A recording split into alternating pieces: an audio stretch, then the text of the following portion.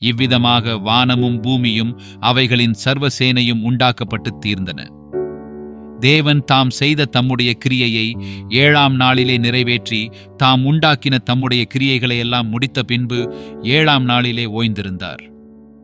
தேவன் தாம் சிருஷ்டித்து உண்டு பண்ணின தம்முடைய கிரியைகளை எல்லாம் முடித்த பின்பு அதிலே ஓய்ந்திருந்தபடியால் தேவன் 7ஆம் நாளை ஆசீர்வதித்து அதை பரிசுத்தமாக்கினார்.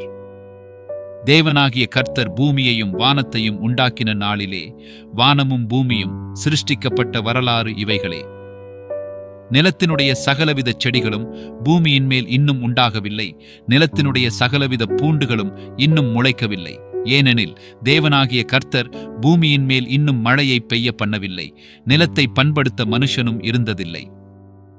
அப்பொழுது மூடுபனி பூமியிலிருந்து எழும்பி பூமியையெல்லாம் நனைத்தது. தேவனாகிய கர்த்தர் மனுஷனை பூமியின் மண்ணினாலே உருவாக்கி ஜீவ சுவாசத்தை அவன் நாசியிலே ஊதினார், மனுஷன் ஜீவாத்துமாவானான். தேவனாகிய கர்த்தர் கிழக்கே ஏதேன் என்னும் ஒரு தோட்டத்தை உண்டாக்கி தாம் உருவாக்கின மனுஷனை அதிலே வைத்தார். தேவனாகிய கர்த்தர் பார்வைக்கு அழகும் புசிப்புக்கு நலமுமான சகலவித விருட்சங்களையும் தோட்டத்தின் நடுவிலே ஜீவ விருட்சத்தையும் நன்மை தீமை அறியத்தக்க விருட்சத்தையும் பூமியிலிருந்து முளைக்க பண்ணினார். தோட்டத்துக்கு தண்ணீர் பாயும்படி ஏதேனிலிருந்து ஒரு நதி ஓடி அங்கே இருந்து பிரிந்து 4 பெரிய ஆறுகளாயிற்று. முதலாம் ஆற்றுக்கு பைசோன் என்று பேர். அது ஆவிலா தேசம் முழுவதையும் சுற்றி ஓடும். அவ்விடத்திலே பொன் விளையும். அந்த தேசத்தின் பொன் நல்லது. அவ்விடத்திலே பிதோலாகும் கோமேதக கல்லும் உண்டு. 2ஆம் ஆற்றுக்கு கீகோன் என்று பேர். அது எத்தியோப்பியா தேசம் முழுவதையும் சுற்றி ஓடும். 3ஆம் ஆற்றுக்கு இதெக்கேல் என்று பேர். அது அசீரியாவுக்கு கிழக்கே ஓடும். 4ஆம் ஆற்றுக்கு ஐப்ராத் என்று பேர். தேவனாகிய கர்த்தர் மனுஷனை ஏதேன் தோட்டத்தில் அழைத்து கொண்டு வந்து அதை பண்படுத்தவும் காக்கவும் வைத்தார். தேவனாகிய கர்த்தர் மனுஷனை நோக்கி, நீ தோட்டத்தில் உள்ள சகல விருட்சத்தின் கனியையும் புசிக்கவே புசிக்கலாம்.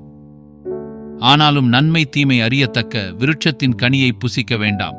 அதை நீ புசிக்கும் நாளில் சாகவே சாவாய் என்று கட்டளையிட்டார். பின்பு தேவனாகிய கர்த்தர், மனுஷன் தனிமையாயிருப்பது நல்லதல்ல, ஏற்ற துணையை அவனுக்கு உண்டாக்குவேன் என்றார். தேவனாகிய கர்த்தர் வெளியின் சகலவித மிருகங்களையும் ஆகாயத்தின் சகலவித பறவைகளையும் மண்ணினாலே உருவாக்கி ஆதாம் அவைகளுக்கு என்ன பேரிடுவான் என்று பார்க்கும்படி அவைகளை அவனிடத்தில் கொண்டு வந்தார்.